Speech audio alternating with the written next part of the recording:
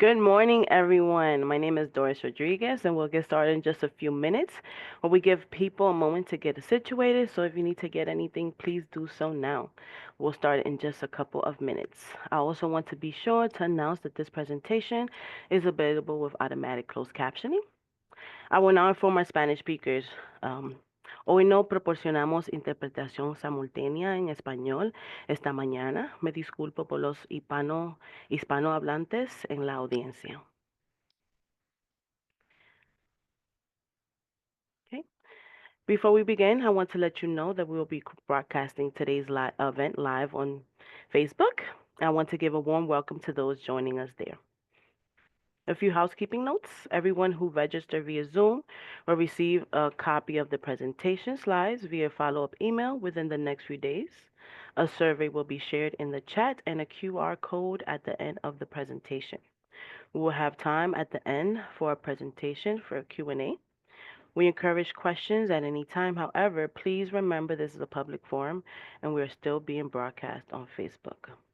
My name is Doris Rodriguez, and I am the Autism Initiative Coordinator here at the Synergia's Metropolitan Parent Center.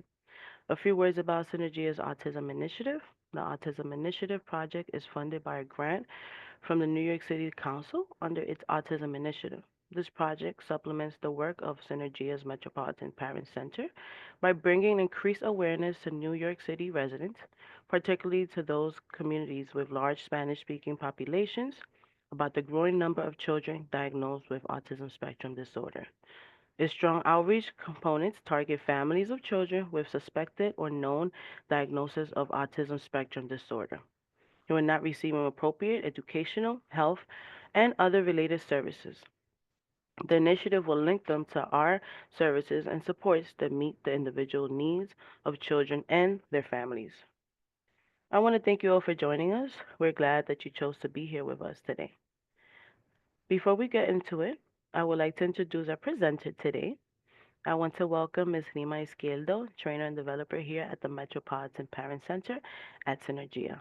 So glad you can join us today. We have so many questions, so I'll let you get to it. For those of you who are joining us today, after the presenter concludes the presentation, we will have a question and answer session. If you're joining us via Facebook Live, if you have questions, please place them in the comments section. Now I will hand it over to you, Rima. Thank you. Thank you. Good morning, everybody. Thank you for being here. So while I begin to share, I'd like if everybody can just check in the chat and or in the Q&A rather, and just let me know what are your behavior concerns, what are your questions, so I can think about that while presenting for you today.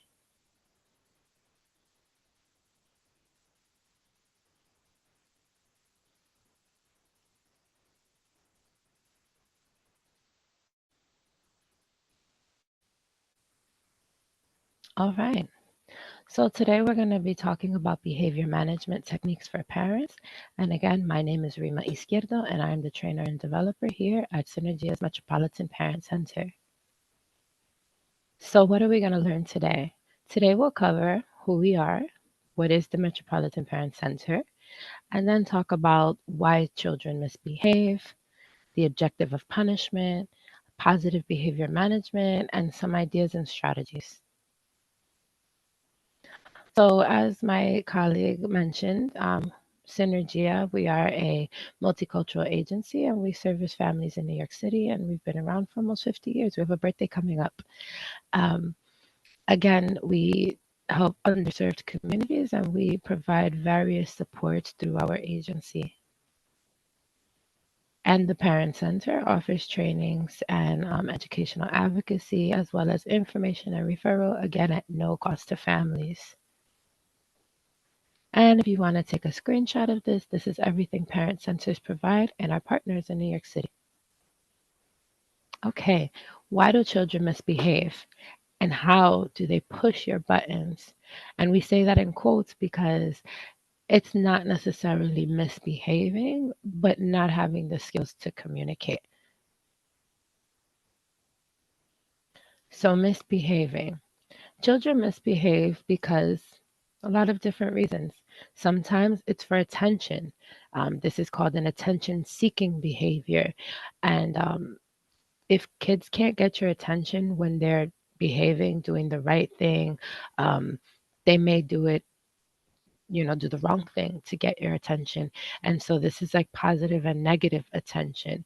Um, most children don't care what kind of attention they're receiving as long as they have your attention.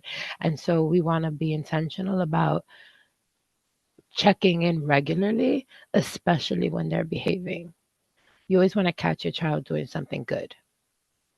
And also to seek your reaction. So sometimes they're looking for you to have a reaction. And we particularly see this with our children that may have trouble communicating.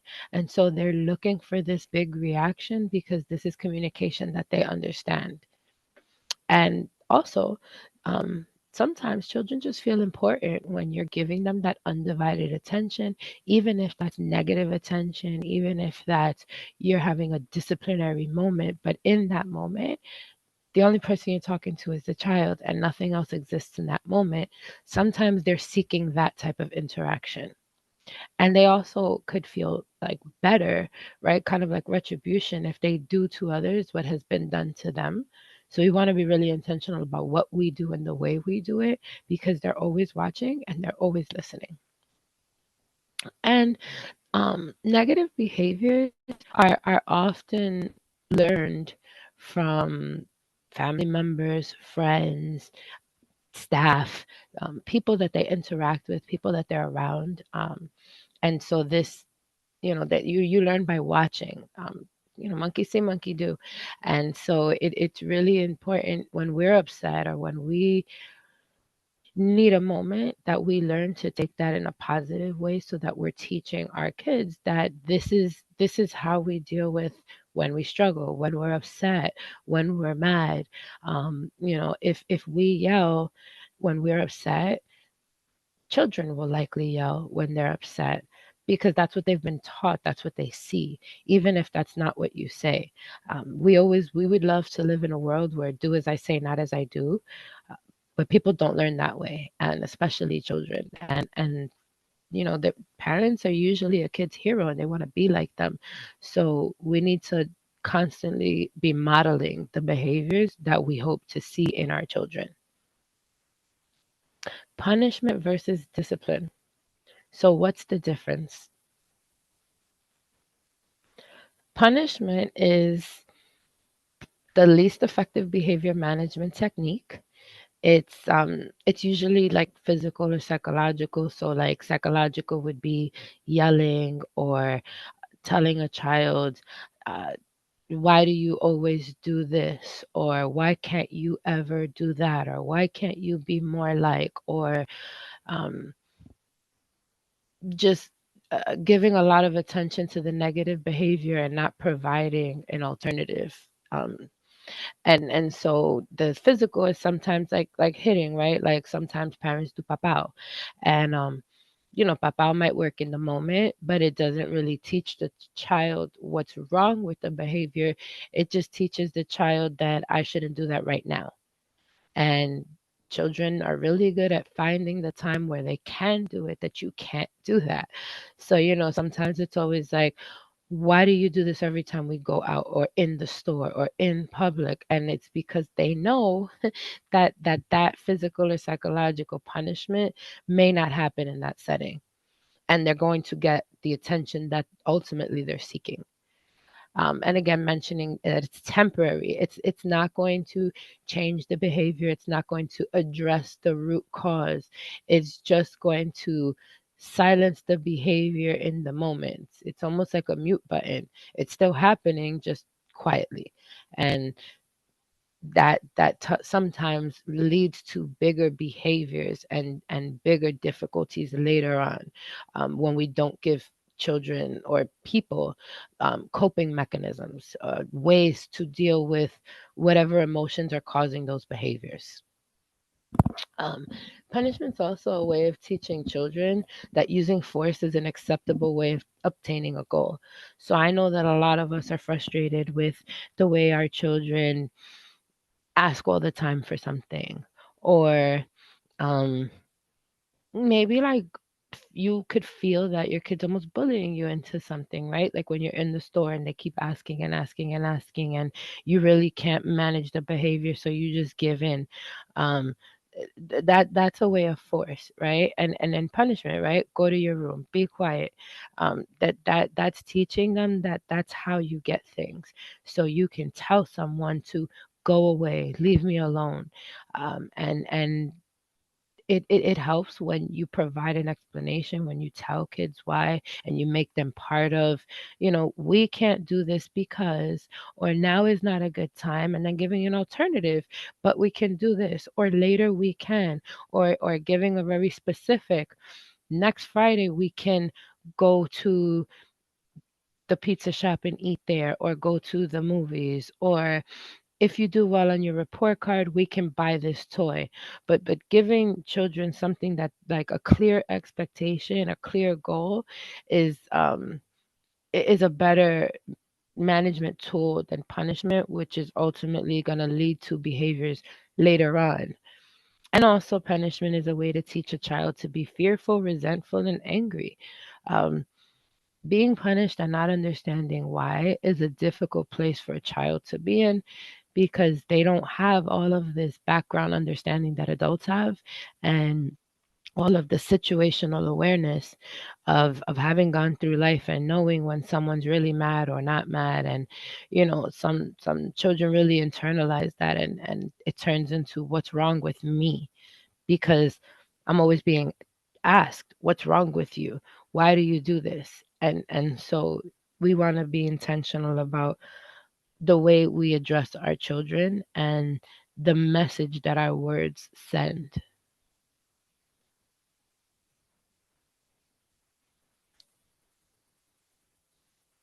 Discipline is about ways of teaching. Again, like we mentioned, modeling. Modeling is also demonstrating appropriate positive behaviors. So it's not do as I say, not as I do. It's I do, you do, we do.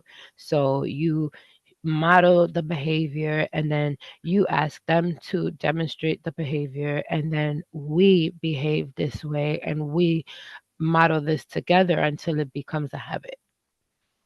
And then strategies to teach children, right? Discipline is strategies. It's not just telling the child to do something and putting everything on pause or mute, but actually teaching them the purpose. Why is this not okay? Or how do I regulate again? Um, and ultimately the strategies are to improve positive behaviors, and to limit or decrease and ultimately eliminate the negative behaviors that come out from the lack of strategy. And we call these self-coping mechanisms, and some are right, like, so they called self-regulation also sometimes, can be breathing through a moment. And there's different ways of breathing, deep breath in, deep breath out. There's box breathing. There's a method that they use with students where they take their finger and they start at their thumb, and they slowly go up and around each finger, down, up and around, and they breathe through that. And then by the time they get to the end of the hand, that's kind of when it's over. But it's a clear, measurable way with a tactile tool, using your hand and the finger, and it's like you physically see it, to help students through a moment. There's also tapping, where you tap up and down the arms. You can tap on the chest area across going towards the arms. This is something that students do themselves, right? So when they need a moment, they can tap, and that gives them input, which sometimes assists them in regulating or helps them release neurotransmitters that help them to calm down. Similar to like hugs. Deep pressure is another tool. Sometimes, grabbing or like giving yourself a massage. There's brushing techniques. Typically you would do that with a behaviorist though, because there is a specific method, and Like you can't do it too hard, you can't do it too soft, you can't do it too often, you can't do it for too long. Some mechanisms are best under the direction of a professional, but there are a lot of different self coping. Again, these are not things that we do for children, but things that we teach them to do for themselves so that they can regulate behaviors on their own and, generalize this in the community and ultimately be more independent. And then ways to teach disciplines also about teaching children self control and how to develop positive relationships.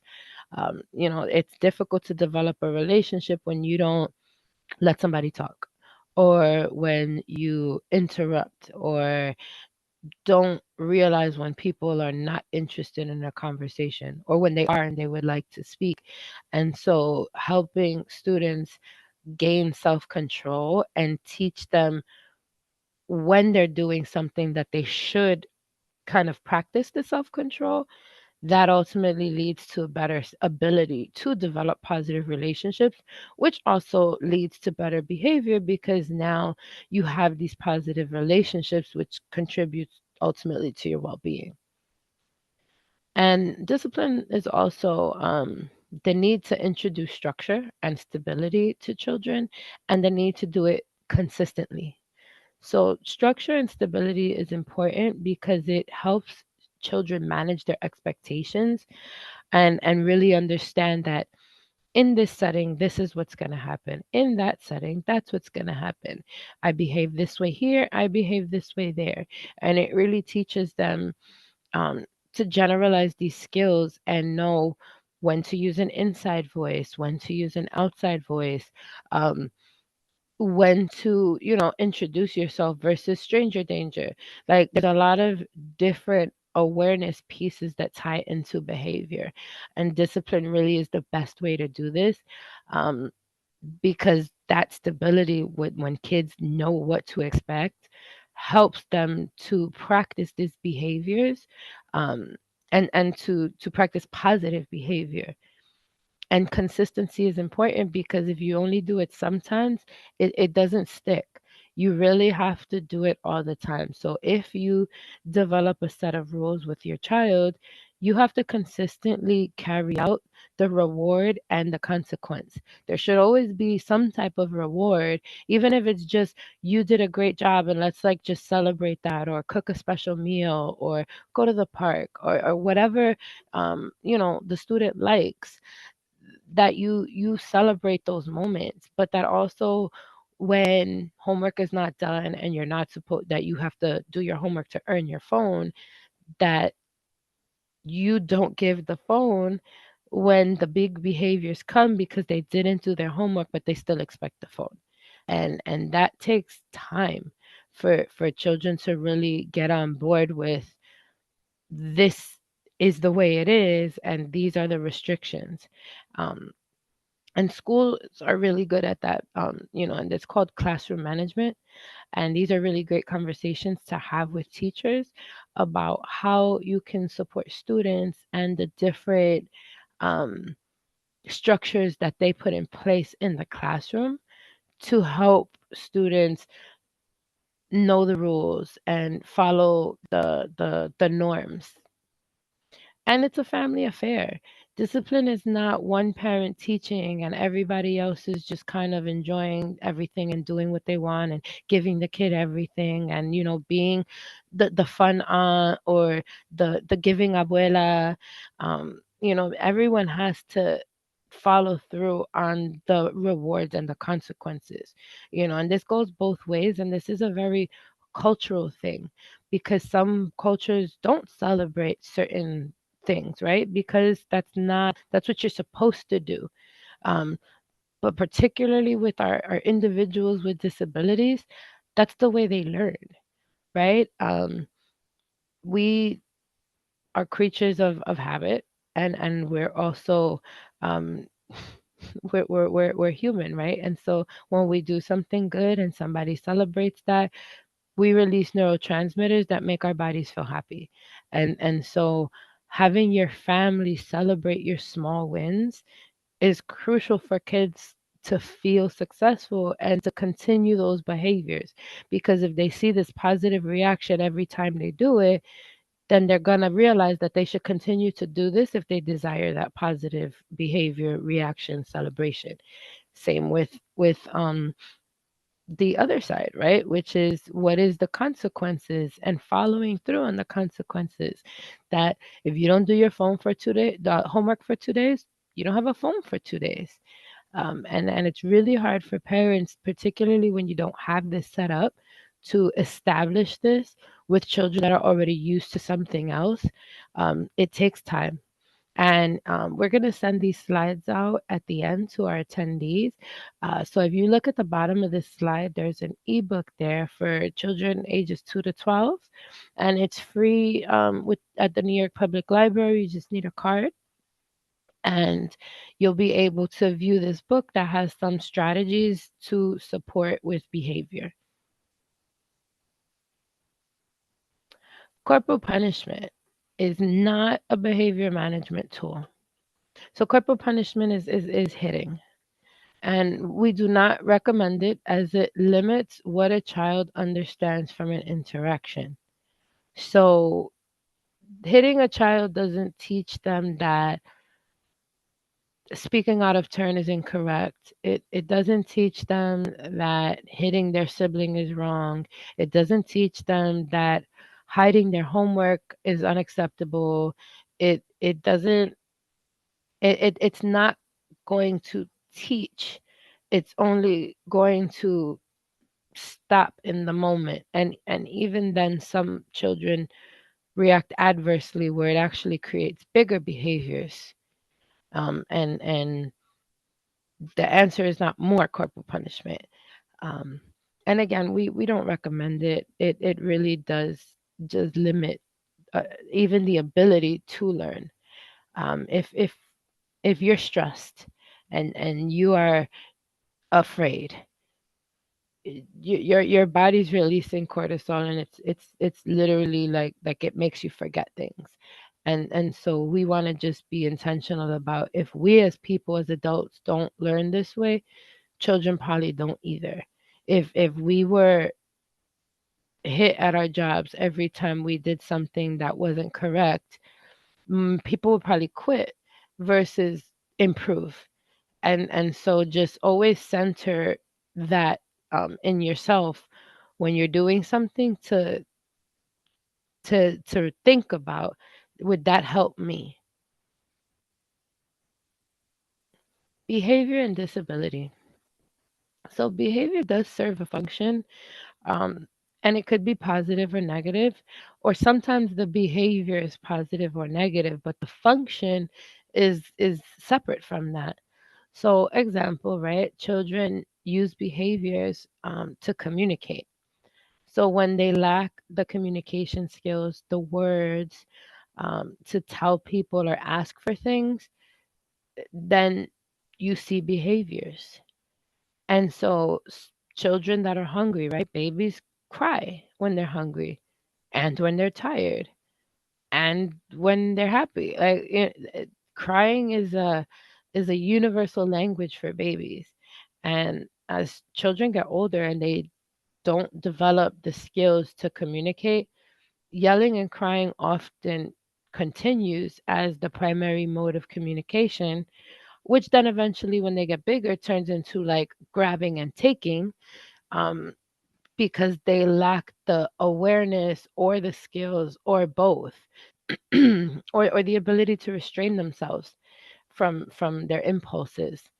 And so we want to be understanding that when we see behaviors, try to figure out what's the function of the behavior.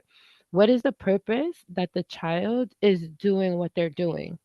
If your child is coming home off the bus every day, crying, screaming, upset, start investigating what's going on at the bus, what's going on at school, and always medical. You always want to rule medical out first. So, anytime anything is wrong, the first thing you do is speak to your primary care physician.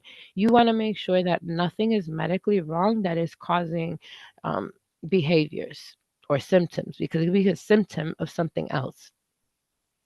And then you want to speak to your child's providers, therapists, teachers, anyone that interacts with your child that knows them, that sees their progress, that is in direct contact, because they see your child at different times of day in different settings, and they may notice things that other people don't.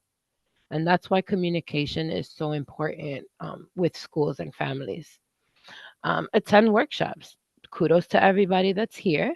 You are already doing this, and you're taking the first step to supporting your child and gaining some skills to understand why they behave the way they do, and how we really can support that, versus um,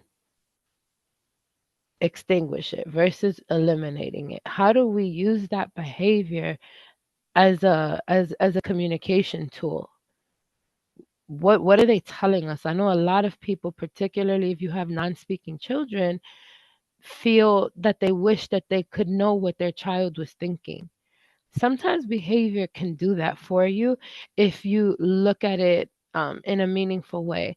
And so behavioral psychologists are helpful, behaviorists, behavior therapists, is helpful when trying to dissect what behaviors mean and how you can address them. And you can always call us here at Synergia at our intake department, and I'll share that information in a minute. And my colleague is sharing it in the chat, both in Facebook and on Zoom. Um, and kudos to anybody watching this on Facebook or YouTube as a recording. You are taking the steps that you need to take to support your child. And please share with other families, because we want everyone to understand children, and we want everyone to know that behaviors are not a bad thing. We just have to use them as a tool, as information to better support. What is behavior management, right? So all of this is leading up to how do we do this? What is this? So behavior management is a plan or a set of activities which promotes appropriate behavior and seeks to eliminate inappropriate behavior. So, like we mentioned with corporal punishment, that's just going to eliminate the behavior in the moment. It's not promoting appropriate behavior. It's not providing strategies. It's not increasing skills. And we don't really recommend it. And we also never judge anybody. If that is your modality of management, that's okay. And we're going to continue to provide different strategies to help support families, because we do understand that it's hard and that kids don't come with a handbook. So we're going to do our best to fill those gaps and to provide you strategies so that you can provide better support for your child, and that you can grow together to a place where we can ultimately eliminate those behaviors, and start promoting behaviors that make your child and you feel fulfilled. And the goal is to have the child develop self-discipline, self-control, to be able to do it independently, and good interpersonal relationships, because ultimately later in life, um, we won't be there. And so having these interpersonal relationships is really important in ensuring that the support lasts as they go into adulthood, and that they know how to support themselves throughout this process. What can parents do? Well, before you can address your child's behaviors, we have to look within. We have to address our own behaviors. So we must become aware of what are we doing and what do we need to eliminate to start the path for good behavior across the board, for positive behavior, for appropriate behavior. And so if you yell every time ABC, maybe you want to think about what you can do to adjust your approach. So is that take a 2-minute break, go get some air, breathe, and then come back and now be prepared, better prepared to have a conversation. um does everyone go on a timeout and just take a minute? Do you take a walk with your child and address? Does it look like a family meeting later? Do you take classes, right? Behavior therapy is often for parents. I know that it sounds like something where like the child is going to get support, but a lot of the time, and particularly with younger students or students that need more intense support, the therapy is for the parents, and the parents talk to the therapist about what behaviors the student or child or individual is displaying, and then providing different supports and strategies on what the parent can do in the moment to support the child, and about collecting data that they're going to ask you to monitor one behavior, and every time this one behavior occurs you're going to mark data. And so that's helpful when you have those really big behaviors that are really difficult to provide support or to find support. That's a great time to invoke a professional. And we want to be careful the language that we're using, whether that's verbal or body language, and especially when you're upset. um, Children pick it up. They are always watching, they are always listening. And I know that sometimes you see 5 and 6 year olds and you're like, wow, you're sassy. But examine their behavior and their body language, their mannerisms, and then examine your own. And oftentimes we start to realize that they're modeling us. And while that wasn't our intention, that is an unintended result. And so, really kind of having the awareness that we wish our kids had will ultimately help them to be aware as well. And remember, your child learns by what they see you do and how they see you act. We are our child's first teacher. So remember that everything they're learning it first with us. Parents can also do a self assessment about your beliefs around discipline. Maybe after this workshop, you feel, wow, I thought punishment was discipline, and I didn't realize that discipline could be something different. And you can talk to your child's teachers about how they manage behaviors in the classroom. And sometimes they're helpful, and honestly, sometimes they're not, and that's okay.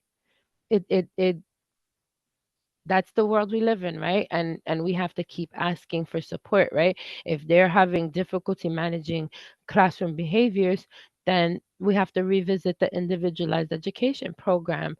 We need to have a conversation with the school-based support team. We need to maybe look for counseling services to add, because maybe there's some things that are not being addressed within the child.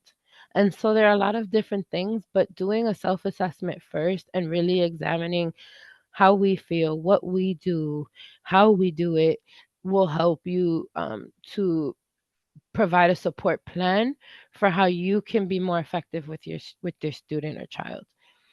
Establishing a schedule is immensely helpful for children, but especially for children with certain disabilities like autism or ADHD, and really just in general, because it provides clear expectations about what's going to happen, when it's going to happen, how long it's going to happen. And that greatly decreases the amount of anxiety that children have about the unknown, about what's happening next. What's happening now? When am I going to eat? When are we going to get to lunch? When am I going home? When am I getting on the bus?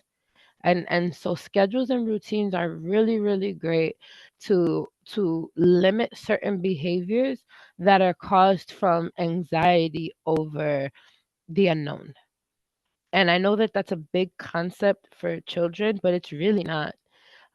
We learn it every day with natural learning, just by checking the weather. We have some children that are really get really stressed out about the weather or about daytime, nighttime, that when it's getting dark, they're like, I gotta go home, or when it's gonna rain, I gotta go home. And these are lessons that they're taught all day, they're taught in school, but again, sometimes have a little difficulty generalizing, and schedules and routines really provide that support to manage those expectations. Doing things at the same time of day, again, helps manage expectations. And this is in alignment with the schedule. Typically, a schedule becomes a routine where lunch is around the same time every day, dinner's around the same time every day, we go to school around the same time, the bus comes around the same time. And so some students, it's not just the anxiety of like what's coming next and when, but the transition from one activity to the next is difficult. And so it's not that the activity itself is difficult for any amount of time, but that moving from this one activity to the next one is where the difficulty lies. And so that routine really supports this type of symptom, because now you can plan for, and they can know. And this is where timers are really great. Timers, that's why schools use bells, um is because that creates a tangible uh, cue for children to understand that, oh, the bell went off, this is finished, and now this is going to start. And then you want to make rules, right? We mentioned rules and consequences and celebrations. So making a basic set of rules at home um, is really important if you want to hone in on specific skills. Uh, Children already have trouble generalizing and abstract, but really saying and even like writing the rules out so that and posting it somewhere that they can see it is really helpful. Because, if we don't use our phones at the dinner table, if we have to take a shower before we watch TV at night, whatever it is, that's going to be a clear visual guide. And the great thing about that is that it won't change. So it's not, today we do this but tomorrow we don't. These are the rules, and this is the basic that the family agrees to.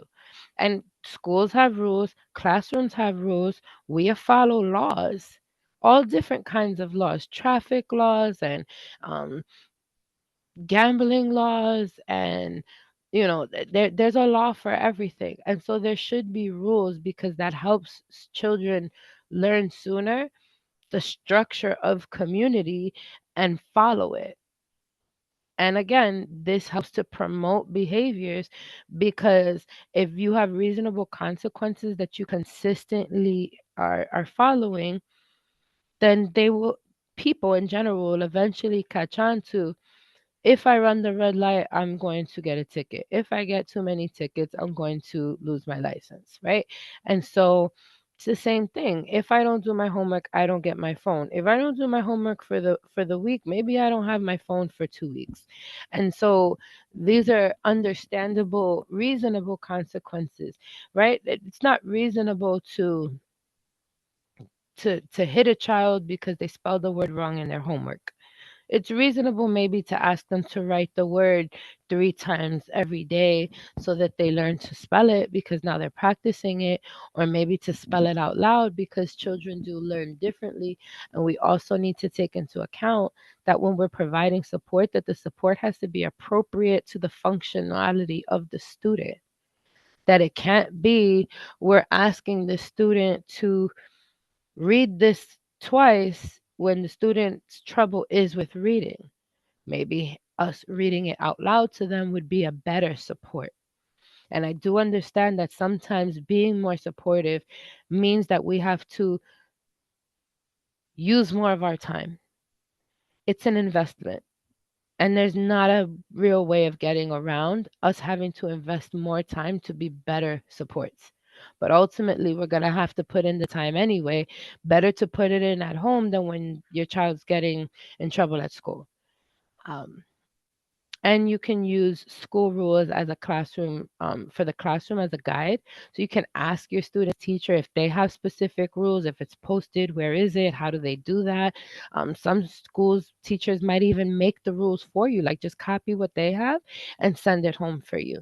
So always, again, stay in constant communication with your school, because they really do provide a lot of support that's built in to the environment that you can easily do at home. And then you want to pay attention and notice when your child is doing something positive. Catch them doing something right and celebrate it, praise it. You know, so I'll share a story. I am a parent of children with disabilities, and potty training was a nightmare, honestly. And um, we really and we did see a behaviorist, and we all of these things that I'm telling you to try, I have tried myself. Um, I have three children with disabilities, so I really understand where people are coming from with the concerns around everything. So funny story about toileting. We finally got our kids potty trained by throwing parties every time they went in the bathroom. And that was the thing. We set up the bathroom and we put books behind the toilet, and they got to read, and it was like a little lounge. And then when they finally went, it was a whole celebration, and like you got like your preferred snack, and that really helped. And by the third child, we were like really good at potty training. But it's about catching them doing something right. That when you finally get that desired behavior, you really have to make it a huge deal, because then they really connect with, wow, this is this is what I'm supposed to be doing. And so while toileting is not necessarily a behavior, um, the point of celebrating the positive behavior, the desired outcome, is really important. And what can you do to increase these positive behaviors? So, as mentioned, do as I do. You model the behavior and then you tell your child to do it. So, you do, I do, we do, or I do, you do, we do. Talk respectfully and tell them what to do rather than what not to do. Again, mentioned earlier, we tend to, as parents, say, stop doing this. Don't do that. Why do you always? Why can't you ever? Um, Focusing on the negative behavior is giving the child the attention that they're seeking with the negative behavior. And so it's difficult to change when they are getting the desired outcome. And so there's a couple of things you can do, right? There's something called planned ignoring, where you just ignore the behavior and you give it no attention. And that eventually the child realizes that I'm not going to get anything if I behave this way. So I need to change the way I behave to get a reaction. It is very hard to plan to ignore, and there are certain behaviors that we do not plan to ignore for. If the student is self harming, or if they're harming someone else, or if they're destroying property. So we don't ever let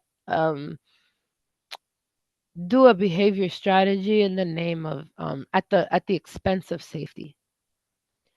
And also speaking to positive behavior. So rather than don't touch that, you can say, please let's do that later, or please use this instead. And giving in the correction, right, in the discipline moment when you're saying the thing, rather than giving the attention to the negative behavior, you're also providing the strategy or the expectation for the positive behavior. So instead of do not yell, it's please use your inside voice. And schools have like some fun ways of like attention grabbing. Some schools do like when the kids get loud, they'll say macaroni and cheese, everybody freeze. And it's a fun way for the teacher to get the attention of the whole class, and also that it's reciprocal, right? So the teacher says macaroni and cheese and the class says everybody freeze. And so making it fun, making them part of it, is also a great way. When you take away the negative aspect and you take away the attention that it receives, and you promote and you model that positive language, the positive strategies, it will become the norm. Again, celebrate when they do something right, throw a whole party. Throw a whole party. And then listen actively. For those of us that have children that speak, if they are speaking to you, listen to what they are saying. I know sometimes they don't communicate effectively, but they are communicating, and we need to listen and to give that value and to try to figure out what middle ground is. If your child is saying that they feel a way, how do we address that within our rules? And that helps children to feel valued, and to feel affirmed and heard. And if you have a child that's non-speaking, they're still communicating, they're just doing it with not necessarily with words.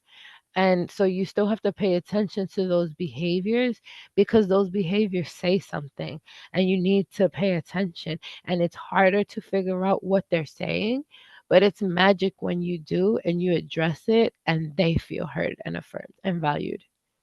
And then you want to involve the entire family, because it's a family affair.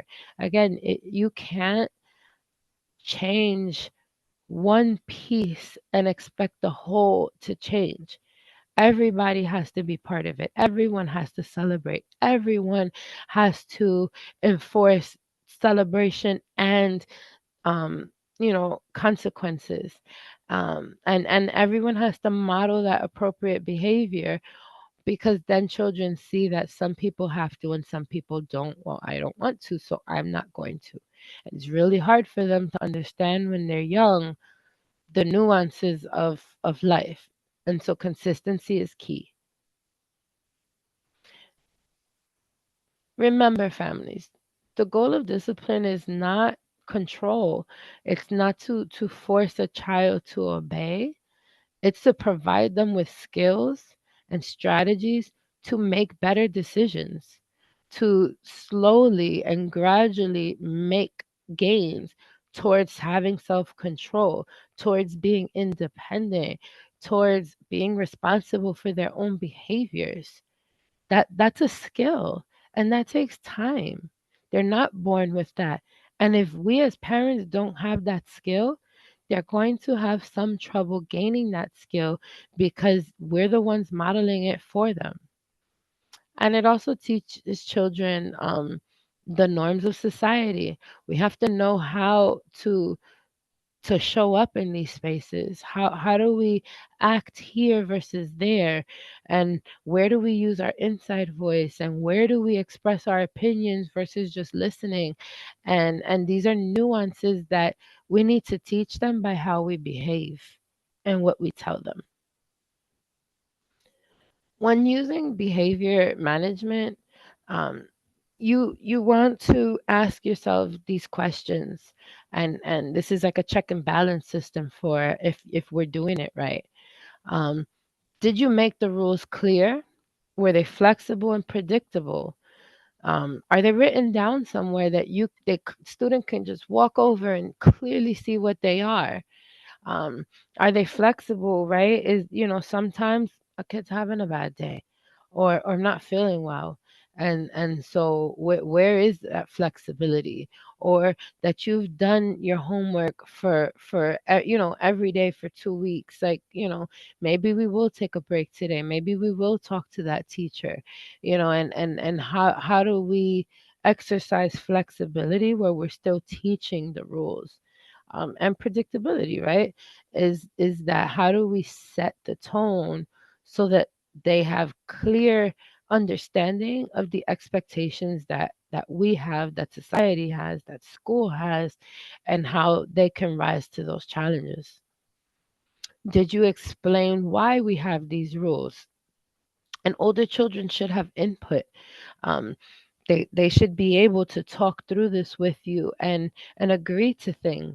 You know, as adults, we have representatives in government that represent our interests and advocate for us when laws are created, or to create laws, or to make laws better, and or get rid of laws that are outdated. And so we have to be modeling that, because that's what life is like. And you want to continue asking, like, did you use natural short-term consequences? They have to be appropriate. You again, you you can't send somebody to jail for jaywalking. And so same thing with our children, even more so with our children. Time out for a half an hour is not effective for a 5-year-old, because they probably don't remember what they did, and the the behavior is not addressed in that. When we use timeout, it's really effective using, so there's a rule, we use the kid's age to dictate the amount of time. So if you're 3 years old, should be a 3-minute timeout. If you're 10, it should be a 10-minute timeout. It shouldn't be to the point where the child doesn't remember what they did. They only remember being punished. And that lasts with children. They stay with, I remember when I used to get punished, and I used to get hit, and I used to have to, and then when you ask them why as adults, they don't really know. And so we don't want to perpetuate the way we were raised, or the environment, or the norms that we were raised in. How do we do better? How do we be better parents, and how do we ultimately raise better children? Remember, did we remember following rules is a learning process? If we just gave the rules today, we can't expect tomorrow that all the rules are going to be followed. And so there has to be this period of adjustment, right? When we make laws, they don't go into effect tomorrow. There's a date, there's a time, there are announcements, there's public engagement. There's a whole process that goes into this, and we really need to emulate that process, follow it, copy it, so that we are preparing our students. Schools do that. Elementary school classroom rules may differ from middle school, may differ from high school, and definitely differ from college. But it's each one before is designed to prepare you for the next. And then, did you remember that the child is not the behavior? We could we could hate the behavior, but we love our children. And we really like have to center ourselves in that mindset when we're disciplining our kids, because we don't want to damage our relationships trying to be good parents, or trying to have good kids. Um, I'll leave it with that. And then 10 principles of behavior management. I'm not going to read them all out loud. We will be sending these slides so everybody here will have them. If you're on Facebook, you can take a screenshot. But do want to mention some of the more the ones that speak loudly for me. And so, never do anything disrespectful or bad, negative, right, for your child's health and safety. Remember the golden rule: do unto others as you want done to yourself. And so again, we're never sacrificing health and safety for discipline. And disrespect, again, this goes back to corporal punishment, is not going to teach anything to the child that there is going to be positive, that they're going to remember or be able to practice in a meaningful way.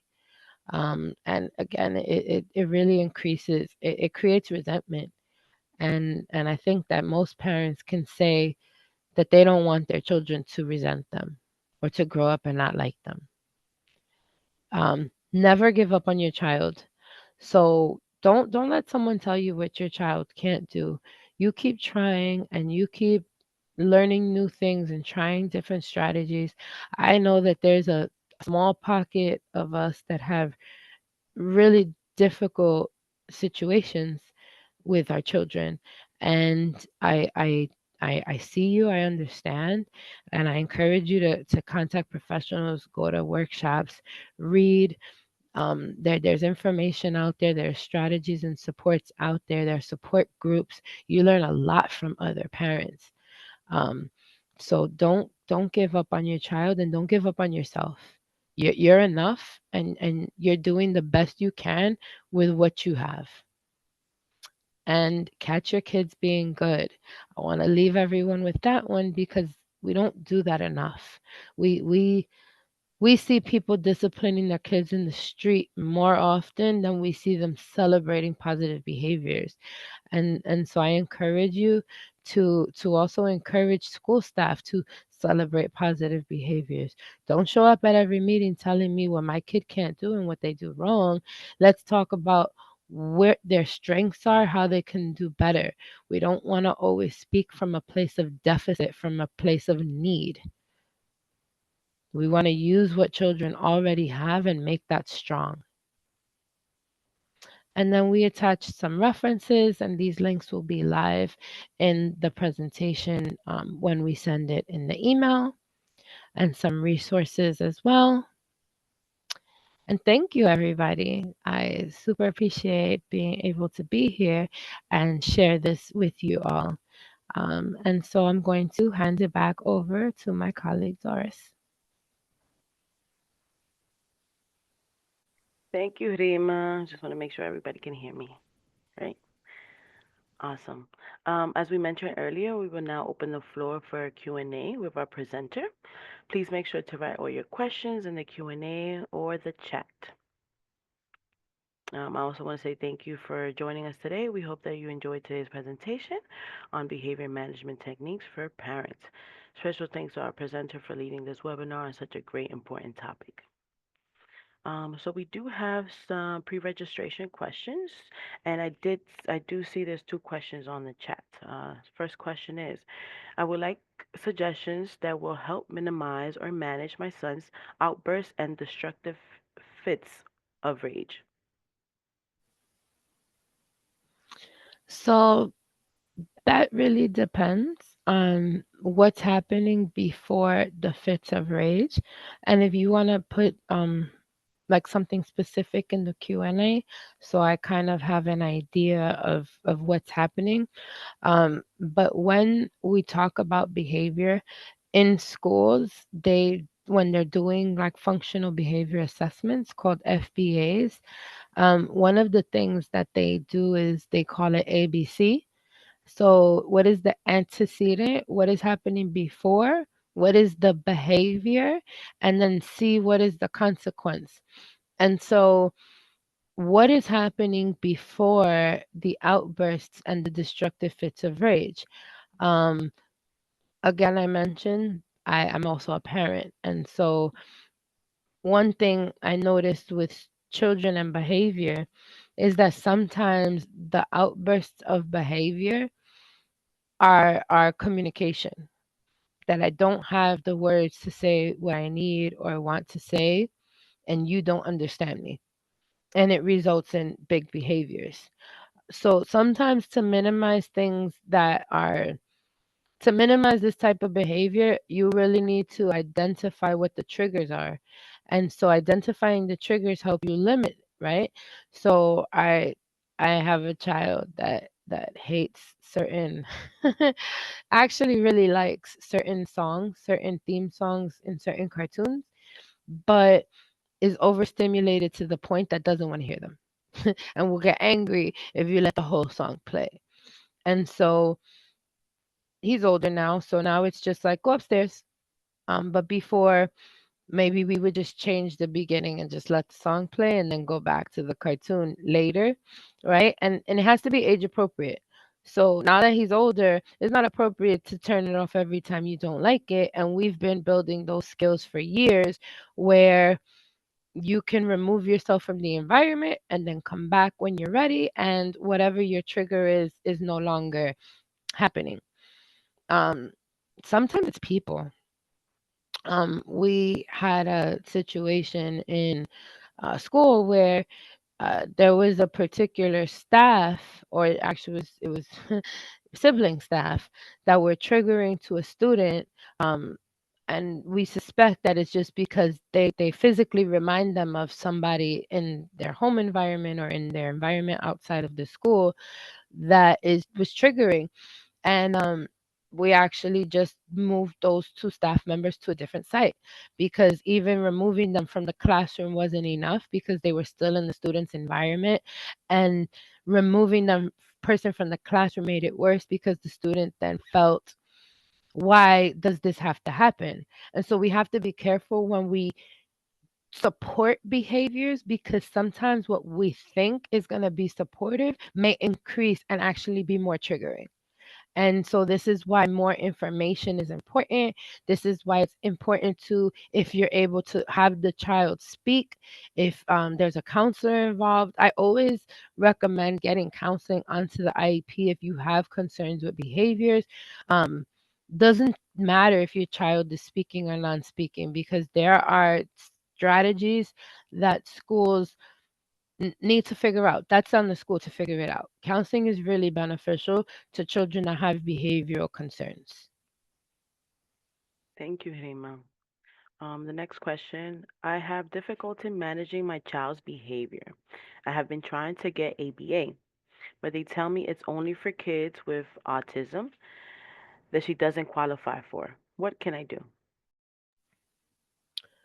So unfortunately, even people that have children with autism have difficulty accessing ABA, and all services are done through eligibility. So if you're not eligible, there's no way of funding it. And so you just can't access it. Now, if you feel that your child needs this and you have the resources, or if you want to go through the motions, you can try to consult with a lawyer, and see if there's a way of proving that this is something that your child requires. But if they don't require this, then there is no mandate to provide it, and it's solely then based on eligibility. And again, eligibility is directly tied to funding. If they're not eligible, there's no way of paying for it. So when it comes to services and what we want more of and what we wish we had more of, the next question needs to be, who's paying for that?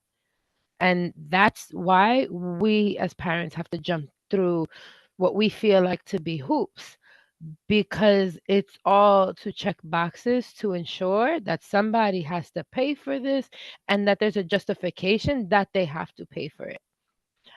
Sometimes, if you have private insurance, you do have access through that insurance to gain some services such as ABA.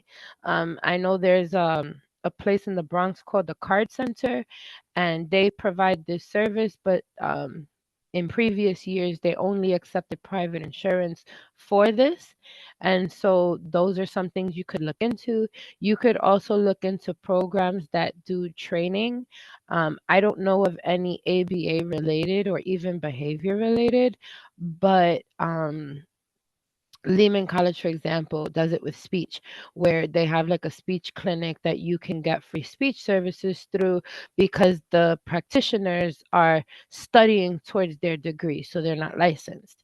And so um, there are different ways of accessing different types of supports and services that may not be ABA, that may be supportive for behaviors.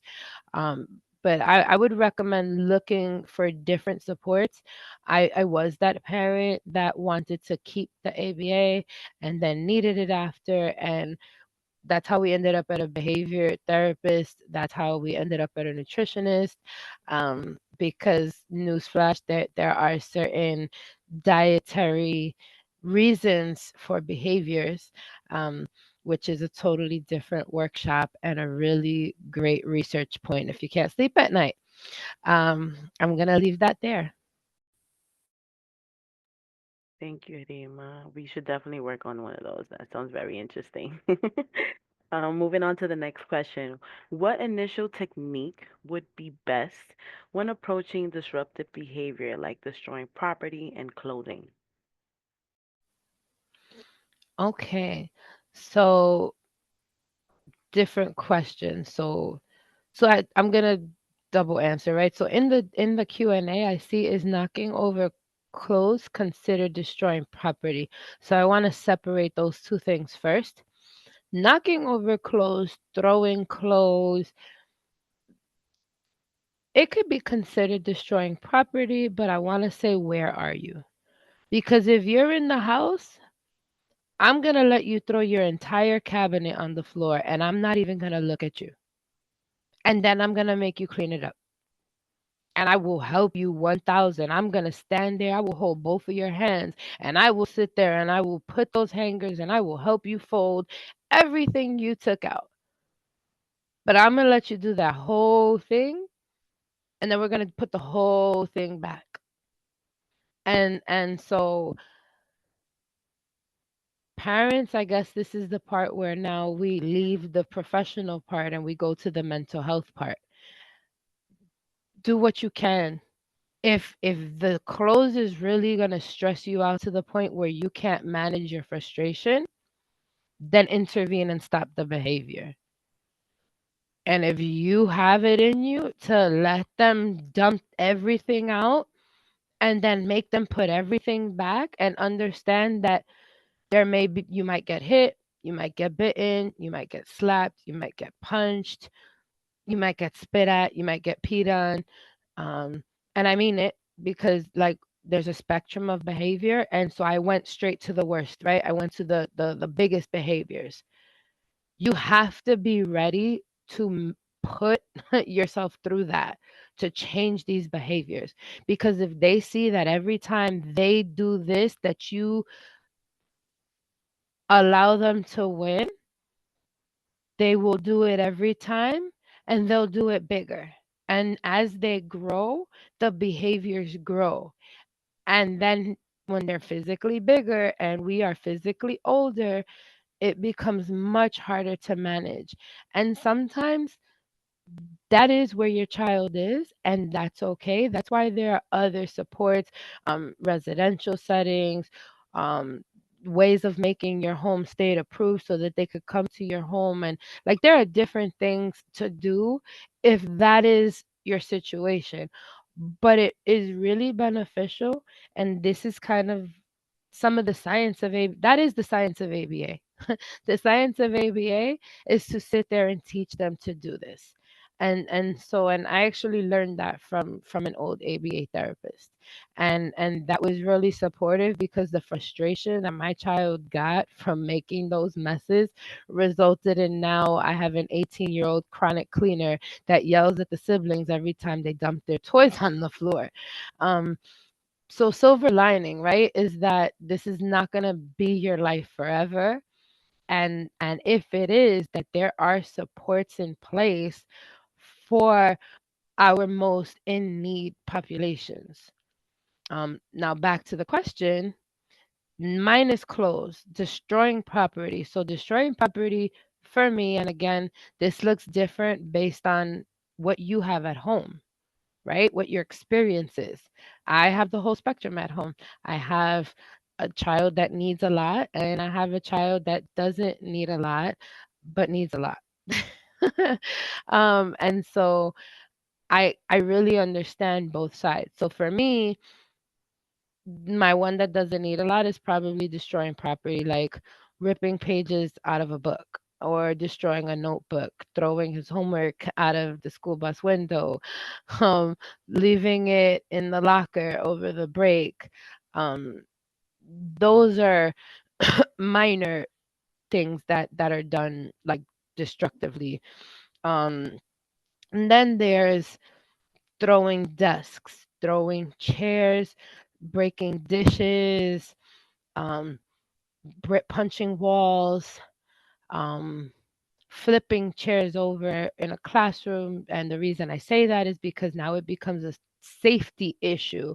And because it's a safety, like if a child flips over a chair at home and that's the only thing they did, I might let you do that. I might. but you can't do it in the classroom because it's not safe.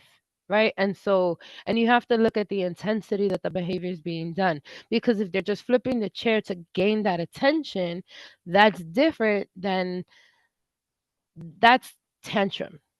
Meltdown is I have zero ability to control myself in this moment, and I am acting out in a way where now I need intervention to be calmed down because I can't do it myself.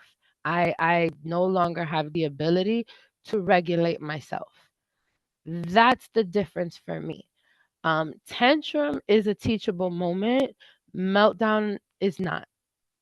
So when they're destroying it and they're looking at you, that's attention seeking. When they are punching the wall over and over, looking at you for a reaction, that's damaging property, but attention seeking. When they are hitting everything and crying and breaking down, that's not the teachable moment. And so this is why we have to teach all the time, because you can't wait till a kid is in crisis to then give them the strategies to not be in crisis. So, to the point, when you see that behavior occurring, what can you do? Sometimes it's identifying the trigger. Sometimes it's just not having that situation, like avoiding it altogether. Sometimes it's teaching them. Um, so I remember a time where we were in public and my kid threw himself on the floor and just started crying. And I laid down right next to him and I did the same thing. And he looked at me like, "What are you doing?" And I looked at him like, "What are we doing?" And it was so shocking that he just wanted me to stop. He's like, mommy, stop, get up.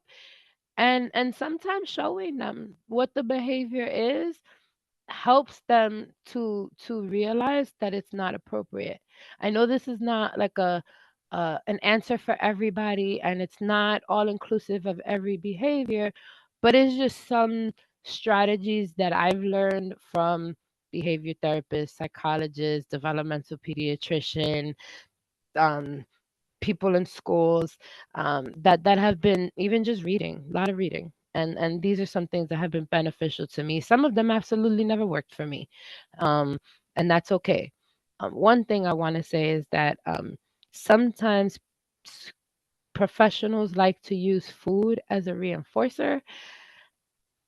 It's a tricky slope, because if you use a desired food that's a regular snack, then it's not a reward, and it's confusing to a child. So just want to be mindful.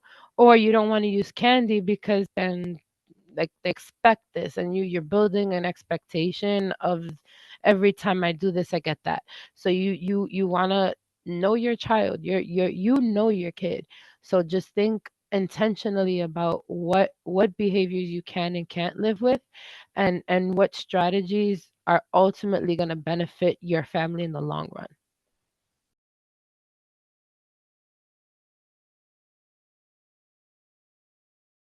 Thank you, Rima. We have a new question in the Q&A. Um, if a child experiences an outburst and the police are present, can the school permit the police to use handcuffs if the child makes such a request, even if the child is not considered a threat? So I'm going to reread the question because there's weird part in the middle that we missed. So it's if a child has an outburst, the police are present and the child requests for handcuffs. So I don't know if that was what's supposed to be the question, or if it's like staff request for handcuffs, police request for handcuffs. I just want to be clear that it's typically not the child that's asking for handcuffs.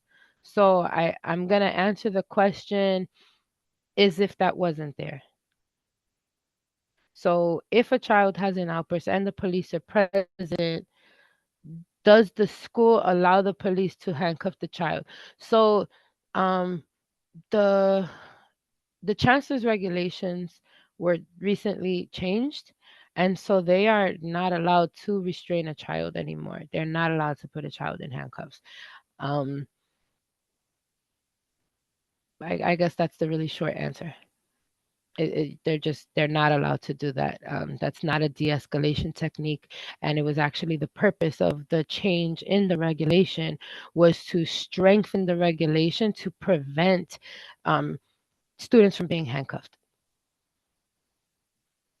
Thank you, Rima. We have one more question for the pre-registration.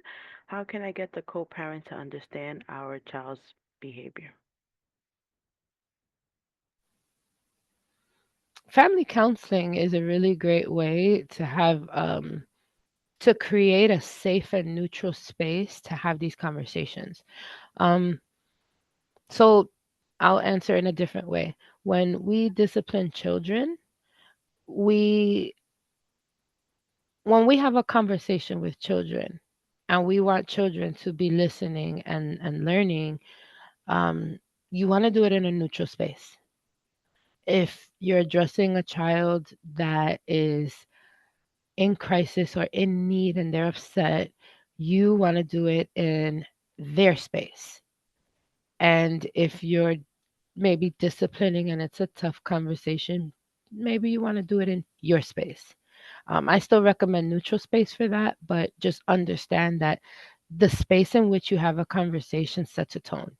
Like kids go to the principal's office, that there's a tone. A parent getting called to the principal's office versus to the teacher, there's a tone. And so children understand that tone. And if you want them to be comfortable, speak to them in their room. If you want them to be neutral and receptive and not in their comfort zone and you on equal playing ground, then maybe you want to do the living room or a common space. Or maybe just not at home at all, have a conversation in a restaurant or at a park. Um, but you So the point is that that's how we should deal with our children. So when dealing with adults, it's different because adults already have set like they're set in their ways. And so it's hard for adults to be receptive to other other ways of thought or other thinking or and sometimes it's cultural. Sometimes certain cultures are just really not with disability or stigma or labels, and so it makes it hard for them to accept help because they're not accepting the disability of the child. Um, Again, family counseling, and that's hard too because counseling is not effective until someone's ready for it. And so support groups are a nice introductory way so that they can hear other parents. They don't have to speak, right? In counseling, you have to be an active participant, and you're there with the other spouse who you already are having a conflict with. Maybe going to support group, maybe going to, support group for dads specifically, or support group for moms specifically. The support group for Spanish speaking families specifically, because you're going to find some cultural similarities that will help you identify with the people there. And then once you share stories, the facilitator typically, like, I will share tips or resources. And so now you're building your community. And so now it's not, I'm alone on this island and I had this dream for my child, and now something else is happening that I didn't plan, and I don't know what to do with that. And so supporting your spouse or the other parent in understanding disability, understanding behavior, understanding the needs of your child, and how they can be supportive to help get the child to where they expected them to be, um, are helpful. But honestly, support groups and counseling, like, it's really about accepting who your child is and what they need, and then accepting that we have to learn to provide that. Awesome, thank you. So, Rima, that concludes all of our questions from the pre-registration, the Q&A, and from Facebook Live. So I just wanted to encourage everybody to just stay a few minutes to complete our survey. I placed it on the chat. And also, I want to say if you have any questions that you would like to share with our presenter directly, please let me know and I will get you in contact with her. For those joining us via Facebook, to secure a copy of the materials from today's webinar, please contact our intake line. This presentation will also be posted on YouTube.